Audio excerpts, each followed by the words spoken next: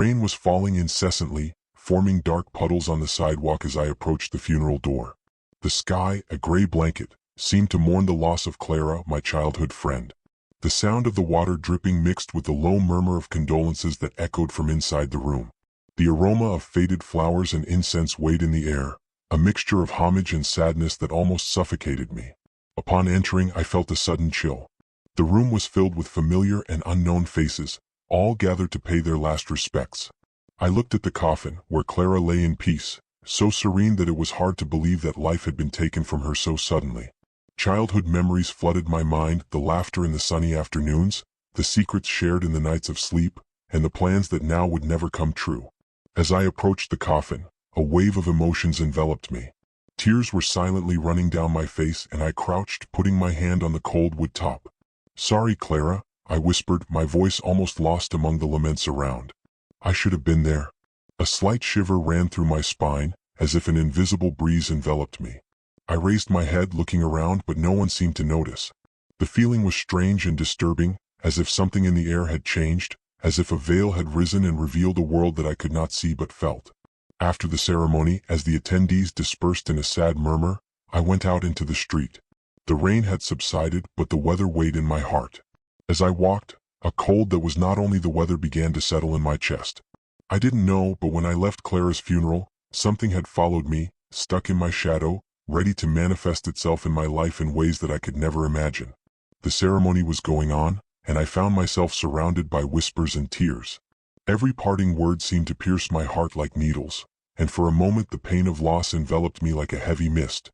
The soft light of the funeral room reflected on the flowers around the coffin, creating an almost surreal contrast with the darkness that was accumulating inside me. While friends and family shared their memories, I allowed myself a moment of introspection. Closed my eyes and let the memories of Clara flood my mind. The heat of past afternoons on the beach, the promises of an eternal friendship, everything now seemed so far away. Life had a cruel way of changing in an instant, and I wondered if Clara really left or if she was still around somehow. When it was my turn to say goodbye, I felt a lump in my throat.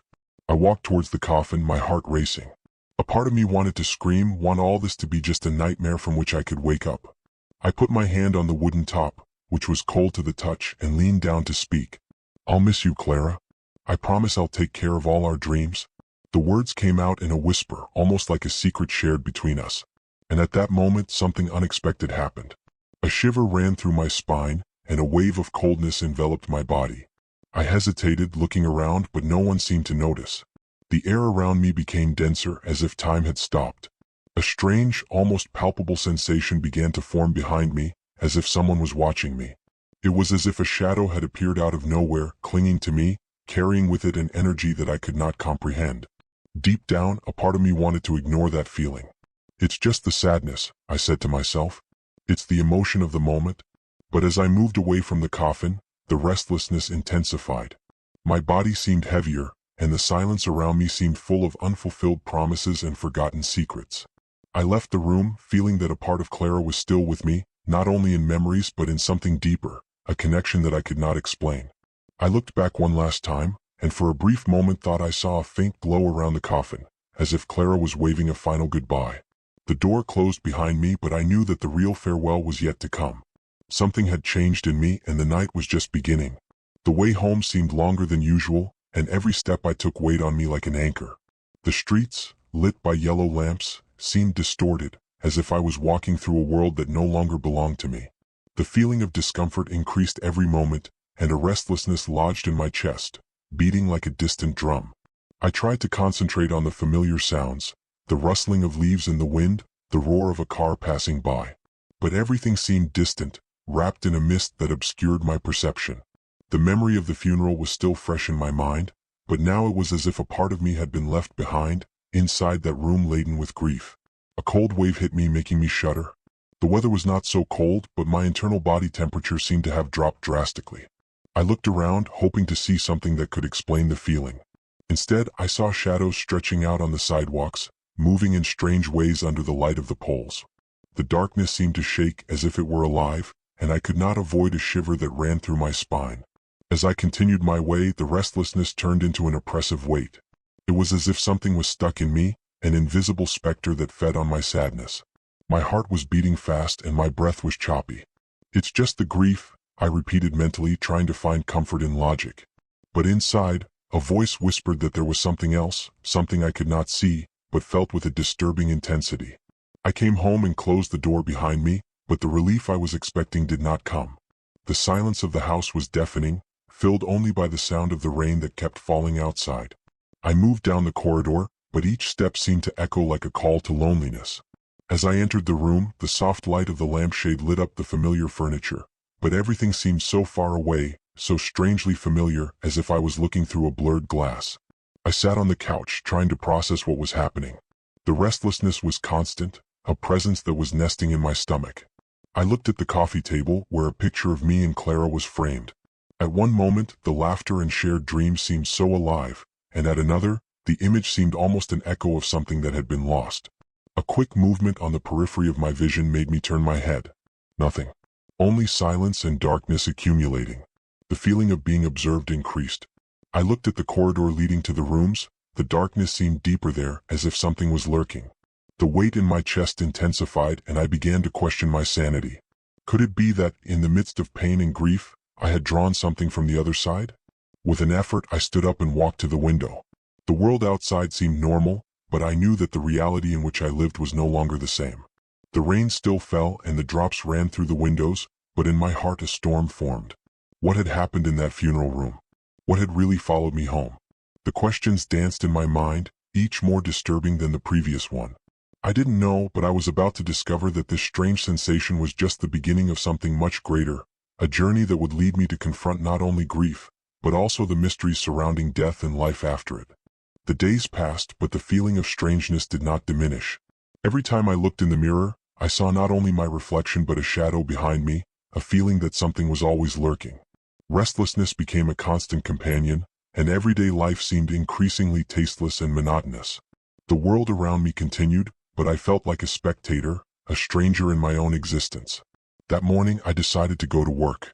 The routine would help me distract me, I thought. But even in the office, the presence continued. The sound of conversations around me seemed distorted, as if I was listening through a tunnel. Every laugh, every word echoed in my mind, and the pressure on my chest increased.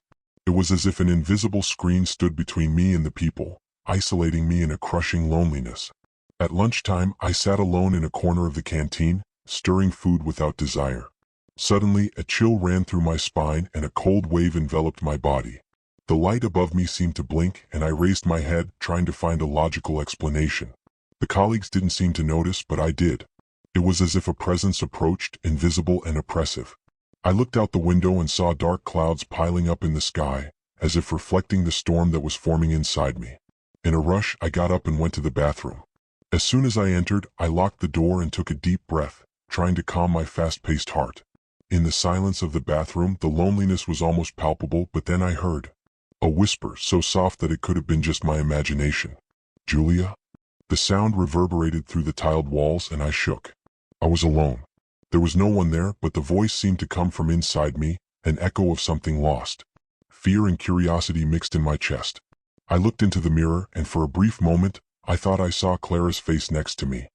His eyes were fixed on mine, and I felt a wave of longing that almost made me faint. "Clara?" called, the voice coming out more like a whisper than a cry.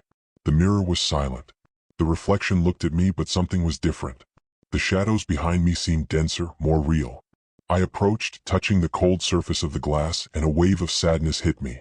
It was as if the loss of Clara was not only yours, but also mine. A part of me was trapped in that funeral room and I couldn't escape. The whisper came back, clearer now, like a lullaby lost in time. "I'm here, Julia. Don't be afraid." The words intertwined with my own pain, and I realized that the presence that followed me was not just a burden. It was a connection, a bond between us that defied death itself. I decided that I needed to understand what was happening. Grief was a natural part of life, but what I was living was different. What did Clara want from me? Why was this connection still there? I came out of the bathroom with a renewed determination. I needed to know. As soon as I got home, I went to my room and took the diary that Clara had given me years ago, a birthday present. With each page I turn, I remember not only the happy moments we shared, but also the secrets we keep from each other. I decided that, to understand the presence that followed me, I would need to revisit our past. And so, with my heart racing and my mind seething with questions, I began to write, willing to unravel the mysteries that surrounded Clara, the friendship we shared and the connection that even in death seemed as strong as life. The soft afternoon light came through the window, illuminating my room as I sat at the table. Clara's diary opened in front of me. The smell of the aged paper brought back a wave of nostalgia, a sweet and bitter mixture of memories that were stored between the pages. With every word I read, the connection with Clara seemed to intensify, as if she was guiding me on a journey of discovery. The pages were full of accounts of our adventures, secrets and promises of an eternal friendship. But as I went along, I realized there was more. Some entrances were darker, with outbursts of fears and insecurities that I had never known she carried. One in particular caught my attention. Sometimes I feel that there is something else in the air. A presence that observes me. Is it just my imagination? The words reverberated in my mind, and a cold wave ran through my body. Clara would feel it too. I was not alone in my restlessness. What could have made her feel like that? Continuing to read, I found an entry about a ritual that Clara had learned in an old book she found at an antique fair.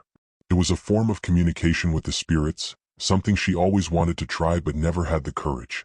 My heart went.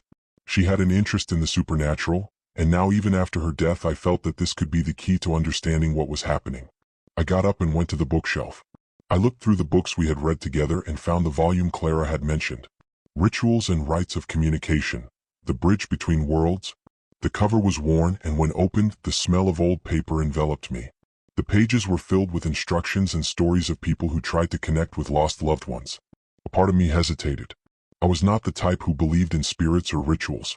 But there was something deep and powerful in my connection with Clara that made me question everything I thought I knew. If Clara was trying to communicate, I needed to understand. As night fell, I decided to follow the book's instructions. I bought some candles and incense, creating a small space in my room. When everything was ready, I lit the candles and closed my eyes, allowing the darkness to envelop me.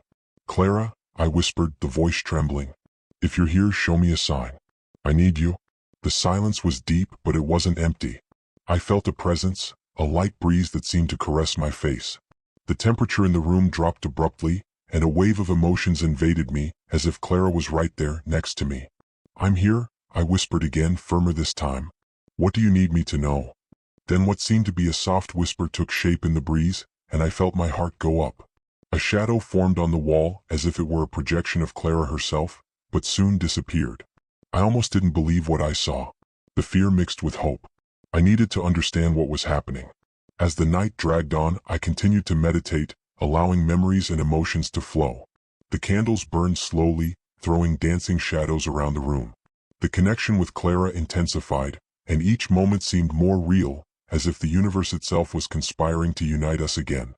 But there was something else I still did not understand, a mystery that was hidden in the shadows and that I needed to unravel. What did Clara want to tell me? What did I not know about his death? The search for answers was just beginning, and I was determined not to rest until the truth came out.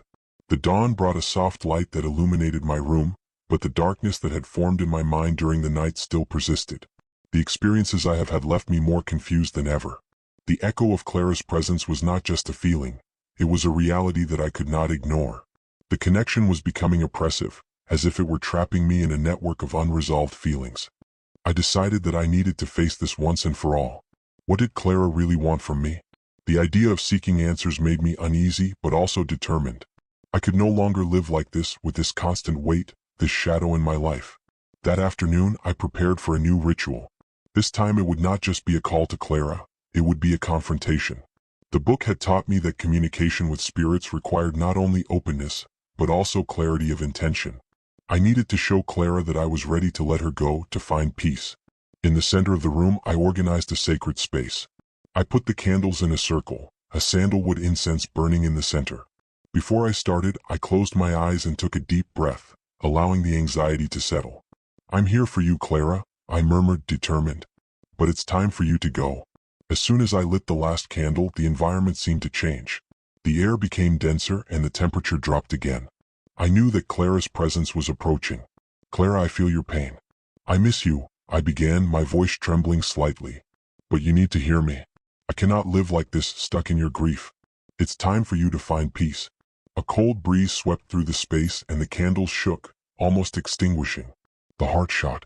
You don't have to stay anymore. I want you to move on. You deserve it. We will always be friends, but your departure must be over." The whisper I heard before came back, but now it was loaded with emotion. "Julia, I can't." The voice was an echo of pain and confusion, and I felt a knot forming in my throat. "You can, Clara. You have to let go.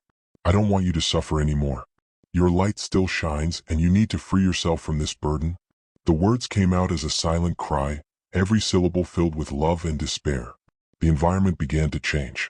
The darkness seemed to be shaking as if it was being pushed away. The shadows behind me became denser, but at the same time Clara's presence seemed to lighten up, as if she was struggling to free herself. "I don't want to leave you," the voice whispered again, softer now, almost desperate. I realized that Clara was attached not only to her own pain, but also to our friendship. The connection that united us was strong, but needed to be transformed. "You're not leaving me. You're freeing me. I'll always be with you in spirit, but we need to go different ways. I'm going to be fine. Now it's your turn to go, Clara. Go into the light." With these words, the room lit up, a soft and comforting light filling the space. I felt a wave of love flood my being, and for a brief moment I saw Clara in front of me, her figure shrouded in a radiant light. She smiled, and I knew she was ready. The presence began to dissipate, and the feeling of heaviness that accompanied me began to fade. The light that surrounded her intensified, and with a last whisper of gratitude, Clara was gone. The peace I felt was palpable, a calm that replaced the storm that had formed in my heart. At that moment, I understood that love transcends even death. Clara would always be part of me, but now I was free to live my life without the shadow of her pain. The sun shone brighter through the window, and I smiled, knowing she was in a better place. The town of Willow Creek seemed to have stopped in time. Situated in a small rural area, its cobbled streets were surrounded by simple houses with wooden balconies and modest gardens where wildflowers intertwined with weeds. The sound of children's laughter echoed in the distance, mixing with the singing of birds flying between fruit trees. As the sun set, the golden light bathed the city, bringing a warm welcome but also a sense of nostalgia. In the center of town, the old square was the beating heart of Willow Creek. There, the locals gathered to share stories and rumors, the aroma of fresh coffee from small coffee shops mixing with the scent of home-baked bread in local bakeries. The faces were familiar, and everyone knew each other by name, as if the city was a large family. On the edge of the city, at the end of a dead-end street, was the House of Martins, a modest construction with wooden walls painted in a faded blue. The clay roof, covered with moss, seemed to reflect the decades that had witnessed, while the porch creaked softly in the wind, as if whispering secrets of the past. The clay floor of the house told stories of barefoot and playing children, and the interior was a reflection of the simple and humble life that its residents led.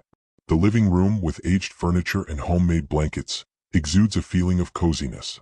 On the shelves, objects of sentimental value told the family history, black and white framed photographs, a wall clock that stopped in time, and a small crucifix hanging, symbolizing the faith that guided the life of the Martins. The kitchen, with its wood stove and the smell of dried herbs, was the heart of the house, where meals were prepared with love.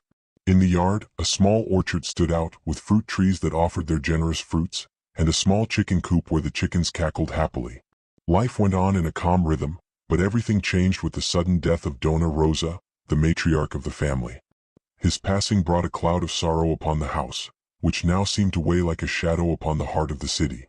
On the day of the funeral, the neighbors gathered, and the house that was always full of laughter and conversations became a place of mourning, where the absence of Dona Rosa left a deep emptiness.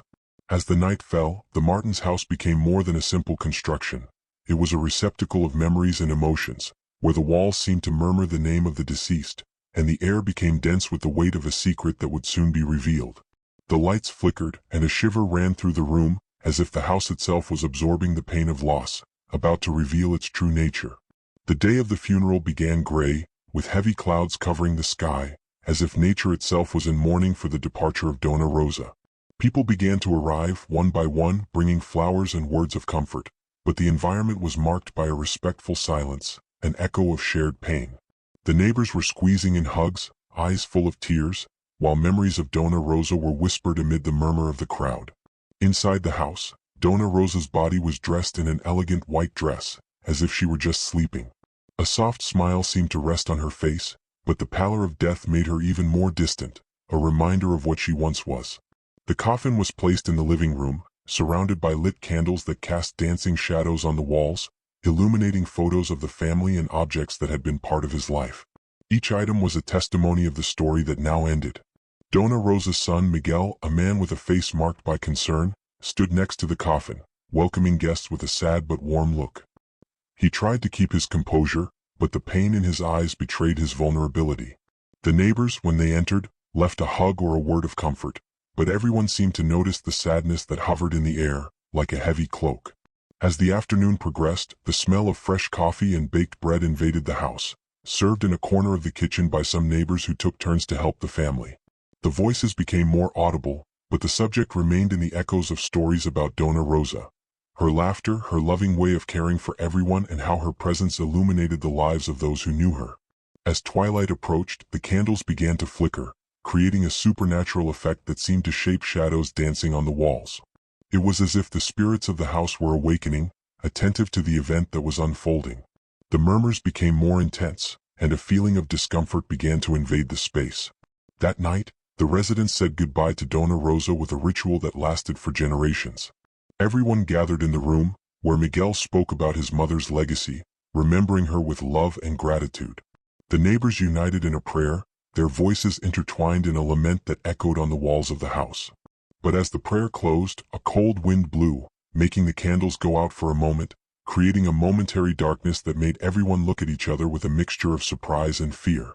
It was at this moment that the mood began to change. The air became heavy, as if something was settling in the house. The people present felt a shiver running through their spine, a feeling that the farewell was not the end but the beginning of something disturbing. The heat of Dona Rosa's presence seemed to dissipate, giving way to a new energy, more dense and disturbing. The house, once full of laughter and love, now kept a secret that was about to manifest. As the last candle went out and the guests left the house, a sense that something was wrong spread among them. Michael's eyes, which were full of pain before, now reflected a growing anxiety, as if he knew that the house would never be the same. The next morning, the Martins' house was plunged into a deafening silence. The sound of birds that used to sing in the morning had disappeared, as if morning had taken hold of the surrounding nature. Miguel woke up before the sun, feeling a pressure in his chest, an anxiety that accompanied him since the night of the funeral. He rose from his bed, feet touching the cold clay floor, and headed toward the living room where his mother's coffin had been, now empty and covered with a white sheet. Upon entering the room, a wave of memories hit him hard. The space that used to be cozy now looked gloomy, as if the light had been absorbed by the walls. Miguel looked at the pictures on the wall, the laughter frozen in smiles that now seemed sad, and felt a deep anguish. He didn't know if it was his mother's loss or something else hovering in the house. Determined to give the house a new start, he began to tidy up. However, when touching things, something seemed to change. The objects were heavier, as if carrying the accumulated sadness of the last days. While cleaning, heard a whisper. Stopped, senses alert. It was a soft voice, almost inaudible, but carried a familiar weight, the name of his mother. Michael. He looked around, but there was no one. Only the echo of his own breath and the sound of the wind outside. Miguel forced himself to laugh, thinking that his mind was playing tricks with him. After the death of Dona Rosa, everything seemed more intense, more loaded with emotion. But with each passing day, the whispers became more frequent and clearer, almost as if his mother was trying to communicate with him. That afternoon, he decided to visit some neighbors, seeking a little comfort. As he walked down the dirt roads, he noticed that the city looked different. The houses were shrouded in an atmosphere of sadness, and the faces of the neighbors were darker. That familiarity, which before brought joy, now seemed to be laden with a subtle fear. When Miguel sat on the balcony of Dona Clara, a longtime neighbor, she looked at him with an expression of concern. "Are you all right, Miguel? The house, there's something strange there, isn't there?" she asked, her voice trembling. "Strange? What do you mean?" he replied, trying to keep calm. "I heard whispers coming from there. Sometimes it seems the house is alive, as if it's keeping secrets," she said, looking down at the floor, ashamed. Miguel felt a chill in his spine. He had heard too. And for the first time, the idea that something supernatural might be present began to settle in his mind. He returned home that night, feeling the weight of what he had learned, and entered a home that now looked more like a graveyard than a home. As he lay down, the darkness enveloped him, but it was not the cozy silence that used to be. Instead, it was oppressive, as if the house itself were breathing. And then, as he began to fall asleep, the whispers came back, not more subtle, but clear and insistent. "Michael, Help me." He sat down abruptly, his heart racing. The voice was more than an echo, it was a call, a request that transcended the barrier of life and death. Trembling, Miguel realized that he needed to understand what was happening. Grief turned to a quest, and the house, with its past shrouded in secrets, was about to reveal what it had kept for all those years. The next morning brought with it an air of restlessness. Michael got up with a heavy heart and a renewed determination. He knew he had to face what was happening in the house, but the idea of diving into a past that he barely understood terrified him.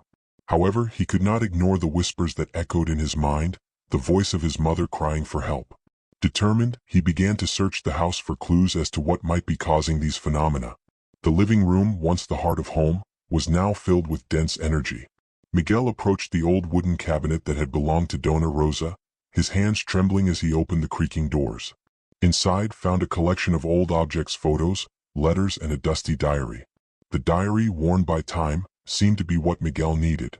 The pages were yellow, and as he leafed through them, he realized that the entries were a mixture of memories, reflections, and fears.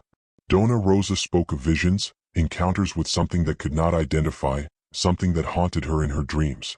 In one of the last pages, she mentioned a secret kept in the backyard, a way to the beyond, as she referred.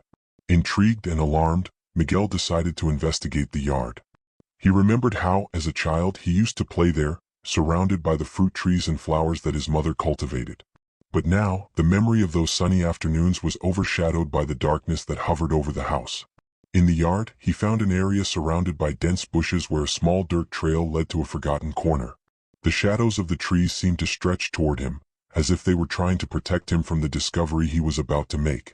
With his heart in his throat, Miguel began to clear the area, removing the leaves and branches that covered the ground. As he dug up, his fingers touched something cold and metallic. It was a small box, old and covered with rust. He carefully pulled it out, his heart pounding as he wondered what might be inside.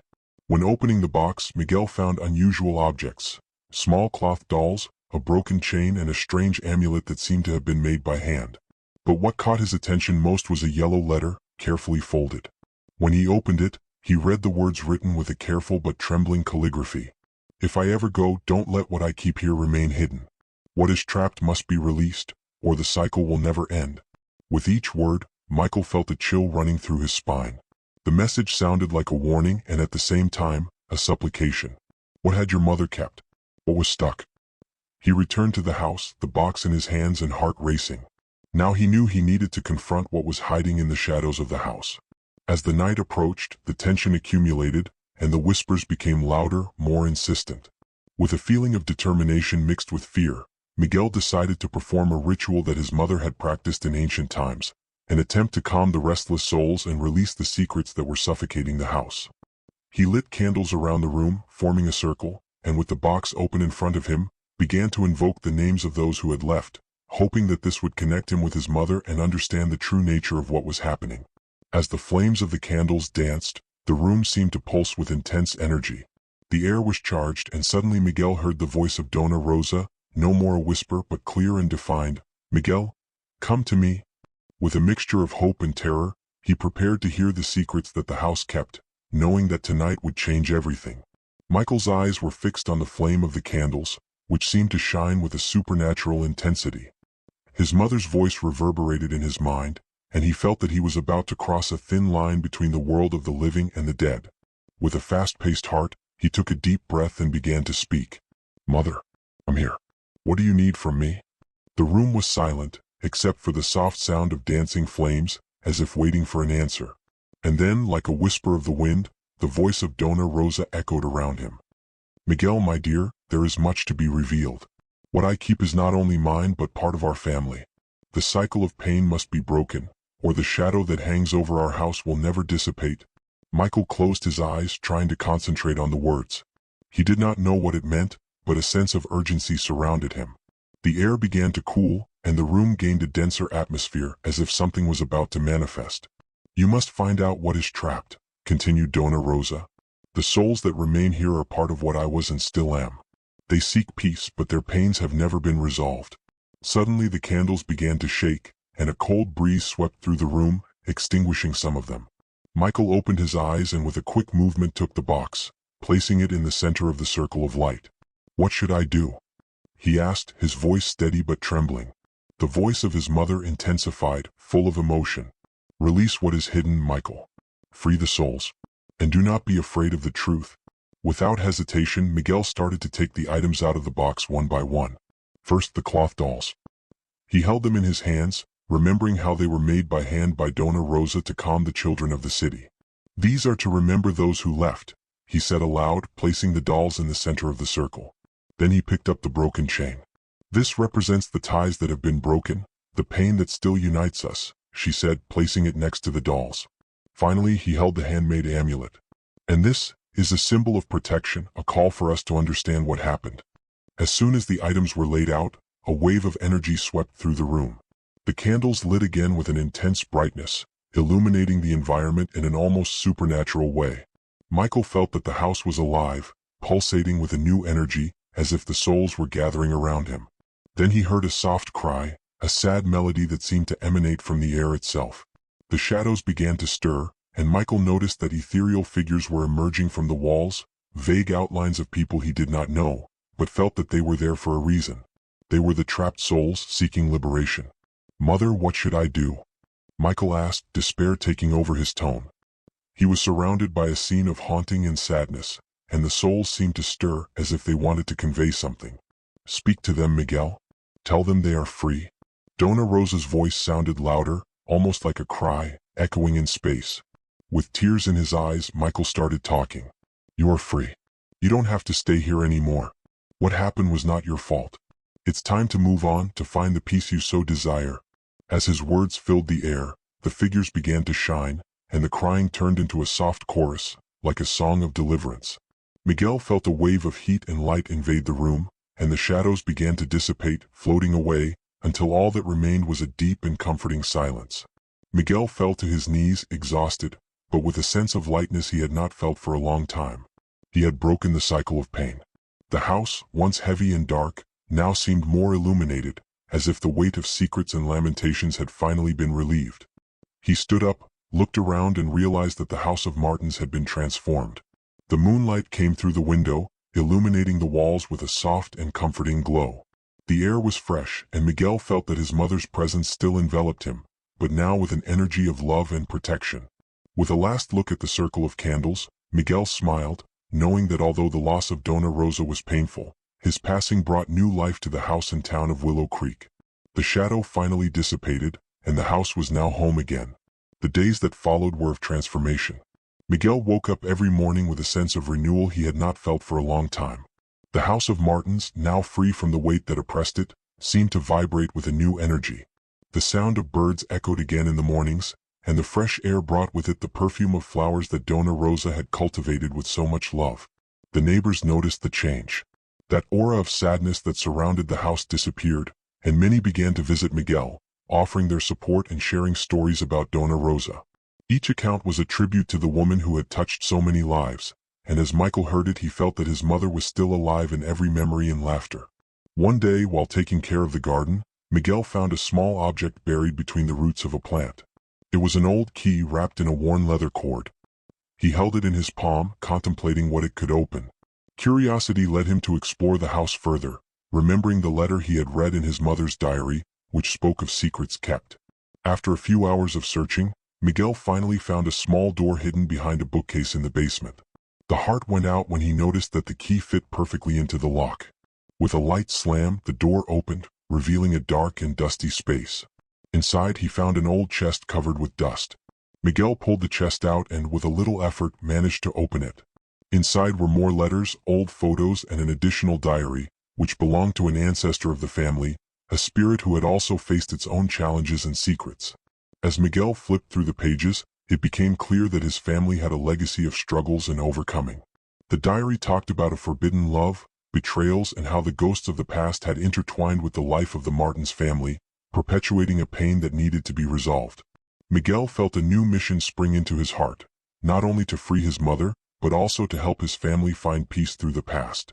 Inspired by the stories he read, he decided to organize an event in the city to share the legacy of the Martins family. With the help of neighbors, Miguel created a day in honor of his mother where everyone could share their memories, stories, and the importance of the community. He prepared a space in the yard, surrounded by flowers, and invited everyone to bring their memories, to celebrate life and the ties that unite people. On the day of the event, the atmosphere was full of joy and love.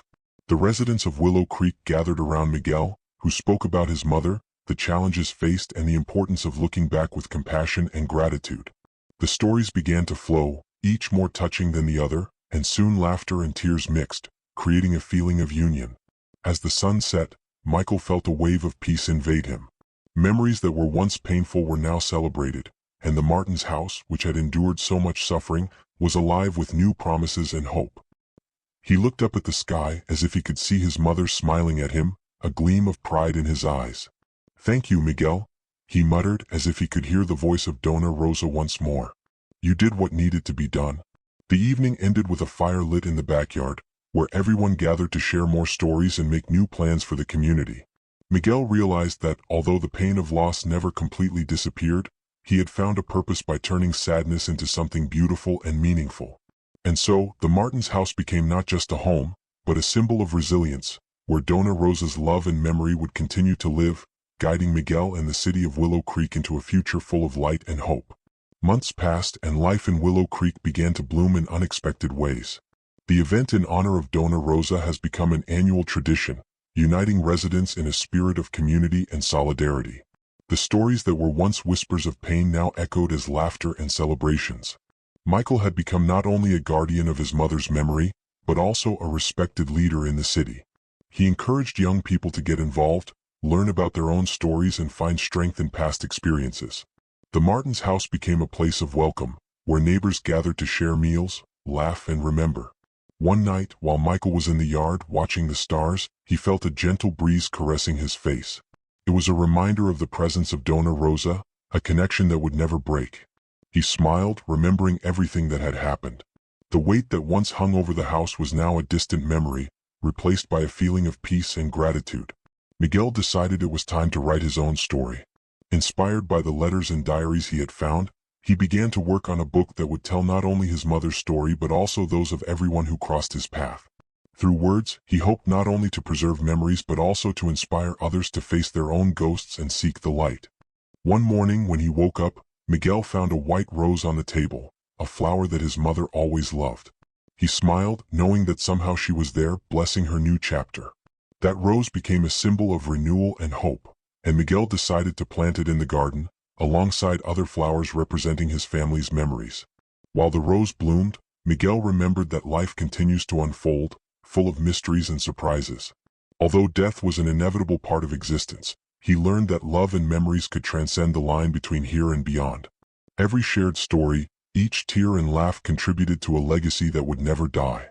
And so, with the light of memory shining down his path, Miguel embraced the future with hope, knowing that there would always be a connection between the past and the present. In the small town of Willow Creek, where the secrets were finally revealed, life flourished again, and the echoes of love and resilience continued to reverberate through the stories that were told and the lives that were touched. With a heart full of gratitude and a new mission, Miguel walked the road of time, certain that as long as there is love and memories, we will never really be alone. The smell of faded flowers and melted wax filled the air, creating a dense and oppressive atmosphere. The Martins' family home, with its weathered walls and dusty windows, was full of people whispering in low voices, their faces marked by sadness. The matriarch, Dona Clara, had left in silence, and everyone felt her absence as a weight that crushed their breasts. Laura, the eldest granddaughter, was in a corner of the room, watching the familiar faces that passed. Some were childhood friends, other distant relatives who appeared only on occasions like that. Each one brought a story, a memory that somehow seemed to carry a part of the grandmother. But Laura could not concentrate on the memories.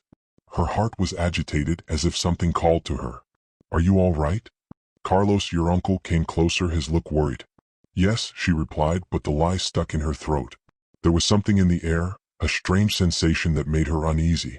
Something that made her feel the presence of Dona Clara, even without being physically there. It was as if the grandmother was watching every movement, every whispered word. "You don't believe all that, do you?" Carlos questioned, his skeptical eyes fixed on her. "I don't know," Laura muttered. "Sometimes I feel there's more between heaven and earth than we can comprehend." He uttered a nervous laugh. "I am not the type who believes in ghosts or lost souls." Before she could answer, A sudden wind blew through the room, making the candles flicker. Laura felt a shiver in her spine. She saw Maria, the sister of Dona Clara, moving away from the group. With a distant look and an expression of pain, Mary went to the library of the house, where the family's old objects were kept. Laura decided to follow her. "Maria, wait," she called as she crossed the corridor. The atmosphere seemed to have become colder. When she arrived at the library, she found Mary standing in front of a bookshelf full of dusty books, her hands shaking as she touched the framed mirror that had always been there. "I knew you'd come here," Laura said, trying to sound calm. "Sometimes I feel she's here watching," Mary replied, her voice low and trembling. "Have you felt that?" Laura nodded, feeling the weight of words. "What do you mean?" Mary turned to her granddaughter, her eyes swaying. "She had many secrets, Laura. Things I never told you. I'm afraid of what I might find out." At this moment, a soft whisper echoed through the room as if someone had called for her. Laura frowned, looking around, but she saw no one. Mary watched her, the expression on her face quickly changing from fear to curiosity. "Did you hear that?" Laura asked, the voice almost inaudible. "Yes," Mary said, her eyes wide. "She's trying to communicate." With her heart racing, Laura realized that the truth about Dona Clara was about to be revealed. But what else could this spiritual connection mean for your family? I was about to discover secrets that would change everything. The atmosphere in the library was tense, as if the walls were absorbing the unspoken emotions. Laura and Maria looked at each other, the whisper still ringing in their minds. They could feel the matriarch's presence, but what did it mean? A desire to communicate or a warning about something hidden? "Let's see what's on this shelf," Mary suggested, breaking the silence. She started pulling books one by one while Laura watched. One of the volumes, dusty and mistreated, caught Laura's attention. He had a worn leather cover, and when opening it, found pages filled with the grandmother's familiar handwriting. "It's Grandma's diary," Laura exclaimed, the excitement taking over her. "Let's read." Mary hesitated, but finally nodded. They sat on the floor, surrounded by piles of books and family objects, and began reading aloud. The words of Dona Clara were a mixture of life stories, advice, and reflections. But as they advanced, they noticed that there were increasingly gloomy entrances. "I never told anyone about what happened that night," Laura read, her voice trembling. "But the consequences still haunt me. Truth can be a heavy burden, and I don't know if I will be able to bear it." "What is she talking about?" Maria muttered, the concern growing in her voice. What could be so terrible that she didn't share? Laura turned the page, and the words that followed left her in shock. "I heard whispers coming from beyond. I don't know if it's ghosts or just my mind playing tricks on me. But I feel there is something that I need to confront before I leave." "Was she in contact with spirits?" Mary asked, the fear evident in her gaze. "That can't be good." "But she also mentions a choice, something that can affect the whole family," Laura continued, the tension growing. "It says that if someone in the family finds out the truth, the past will come back to haunt them." Mary stood up abruptly, her eyes full of fear. "We need to show this to Charles. He must know what the mother was hiding." The two left the library, still puzzled and restless. When they arrived in the main room, Carlos was standing near the coffin, surrounded by some of the guests. The expression on his face was of pain and confusion. "You won't believe what we found," Laura exclaimed, but Carlos didn't seem to hear. "It's as if she was here, telling me something," he muttered, eyes lost in the void. "Carlos!" Maria shouted, and he turned, the shocked expression covering his face. "You need to see this. It's about the grandmother." Reluctantly, Carlos approached them. As Laura and Maria told what they found, a current of energy seemed to float between them, as if the grandmother was there, pressing for the truth to be revealed. "That doesn't make sense," Carlos said, crossing his arms. "My mother never talked about these things. She was too practical to believe in ghosts." "She had her secrets," Laura insisted. "If you really love your mother, you need to understand. She may have left something important for us." Charles looked down at the floor, his face tense. Finally he nodded reluctantly, and the three of them moved away from the group, seeking a more reserved place. When they arrived at the library again, Laura opened her diary and began to read aloud. As the words of the grandmother filled the air, the candle light flickered once more, and a slight cold ran through the room. All three felt a presence, a whisper almost imperceptible, as if Dona Clara was approaching to hear their voices. "She's here," Laura whispered, her breath taken. "She's trying to warn us." But before they could reflect on what it meant, a sudden noise erupted from the living room, interrupting the moment. The sound was of something falling, a disturbing bang that made everyone's heart go up. Without thinking twice, they ran to see what had happened. Laura, Maria, and Carlos ran back to the living room where the disturbing sound still echoed. Laura's heart was beating out of balance, and a feeling of restlessness enveloped her. As soon as they entered, they found a flower pot on the ground, the pieces of pottery scattered on the carpet. But what happened here? Carlos asked, looking around, the confused expression. No one was near this vessel. Laura bent down to examine the fragments. It seems as if something has knocked him down. But why is this happening now? Maybe it's just a coincidence, Carlos said, but his voice sounded less convinced. Let's go back to the library. Grandma may be trying to warn us about something. As they headed back to the library, Laura felt a cold breeze pass through her face. The air seemed heavier, and almost inaudible whispers floated around it. It was as if the environment itself was alive, and the presence of Dona Clara became more palpable. When they arrived at the library, Laura sat in a chair, still holding the diary. We need to understand what she wanted to tell us, he said, forcing the voice to stand firm. Let's read more. Mary sat down next to her, while Charles stood, crossing his arms in a defensive gesture. Laura opened the diary again and began to read. If you are reading this, it is because I am no longer here. There are secrets that I could not share in life, truths that could change everything. I feel that there is a darkness coming, and you need to be prepared. A shiver ran through Laura's spine, and Maria whispered, "This is not good." The grandmother was afraid. Laura continued, "One night I heard voices from beyond, whispering secrets that should not be revealed. I didn't know if they were spirits or my mind playing tricks. But since then I feel something has changed.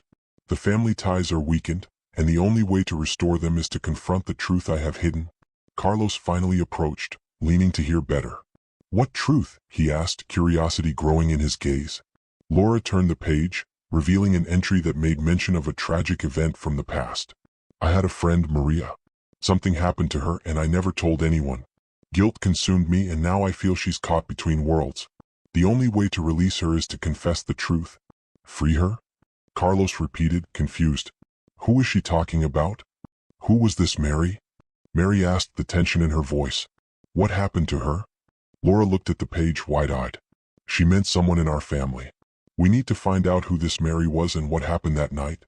Before they could argue any more, an object on the shelf behind them fell, making a thunderous noise that made them jump. It was an old box covered with dust. The noise echoed in the room, and the silence that followed was oppressive. "There must be something inside," Laura said, trying to keep calm. "Let's open." Carlos approached, hesitant, and pulled the box from place. When he opened it, a cloud of dust rose up, and inside there were old photographs, documents, and a small amulet. Laura took one of the photographs and raised it to the light, her eyes widening. "That's the grandmother with a young girl," she said, showing the picture to Mary and Charles. "Who is she?" Mary's expression changed to a mixture of astonishment and despair. "It is my sister Mary. She disappeared when we were young.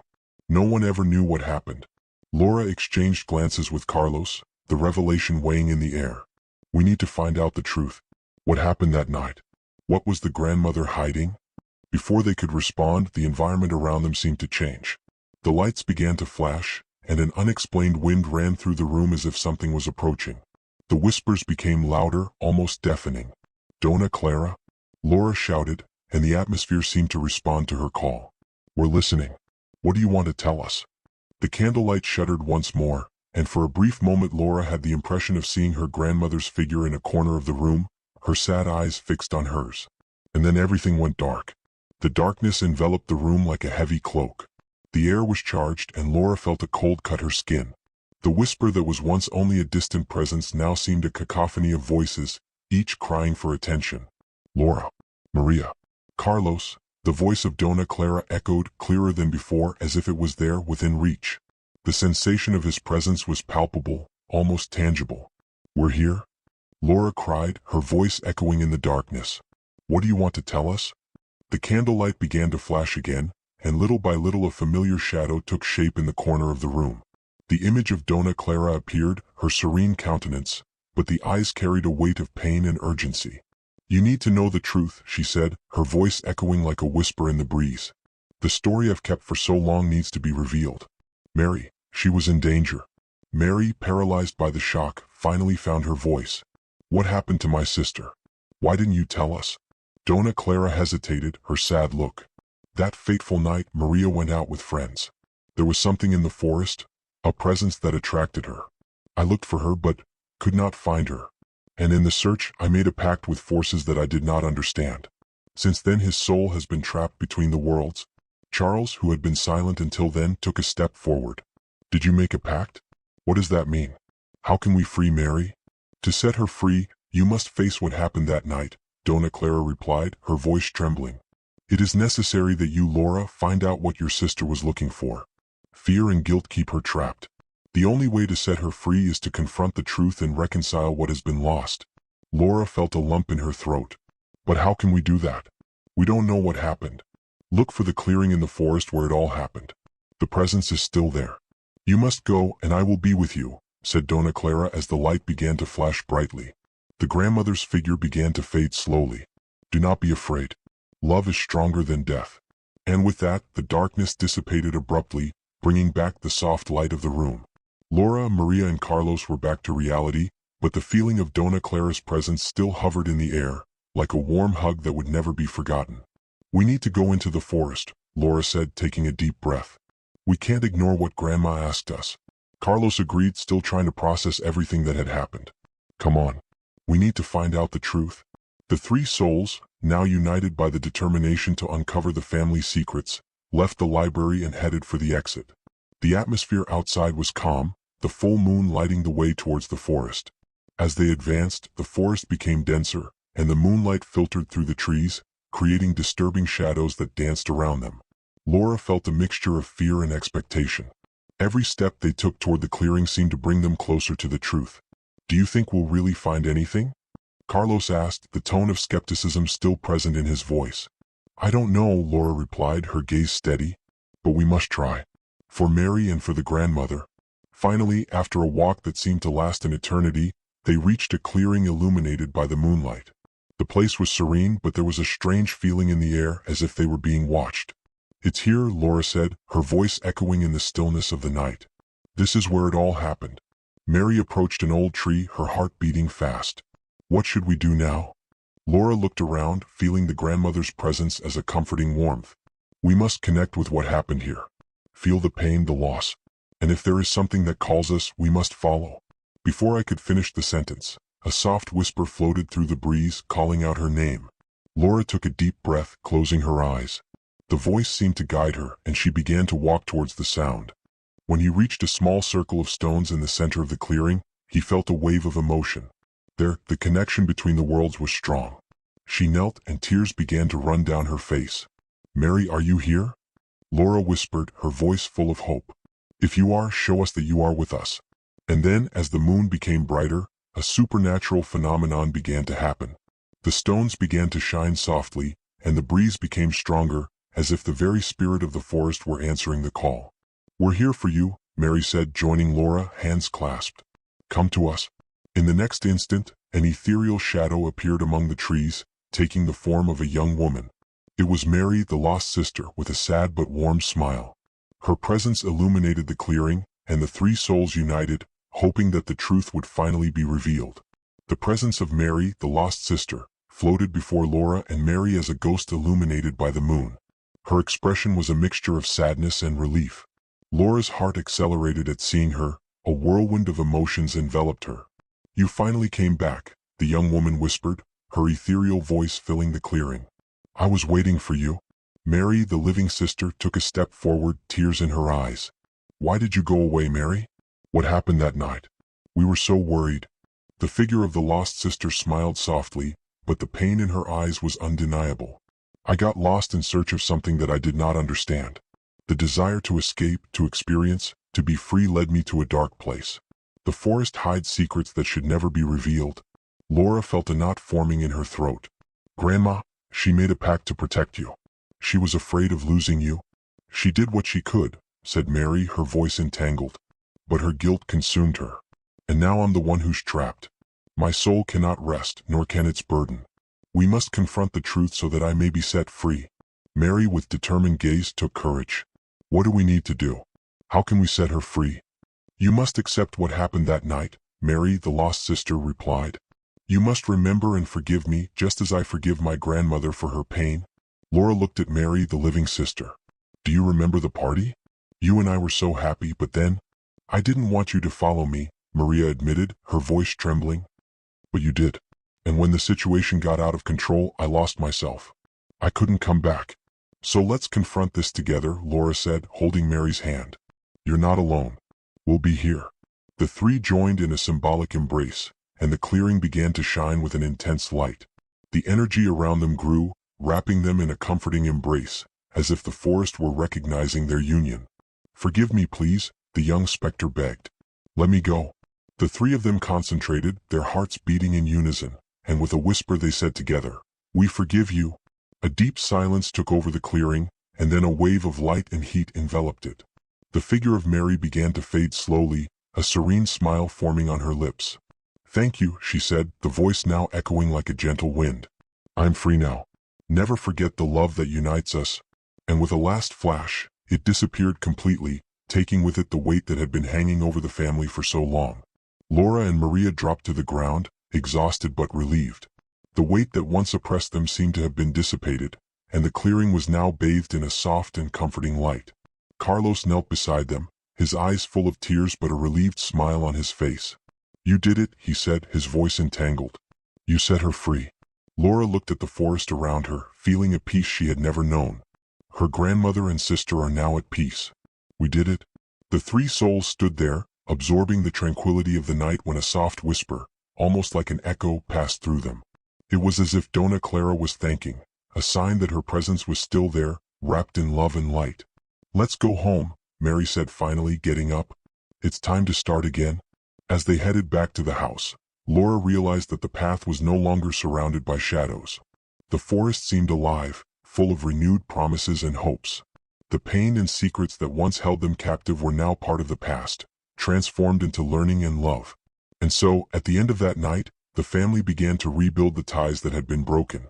The memories of Dona Clara and Maria would be remembered, but now not as shadows of the past, but as beacons of love that would illuminate the future.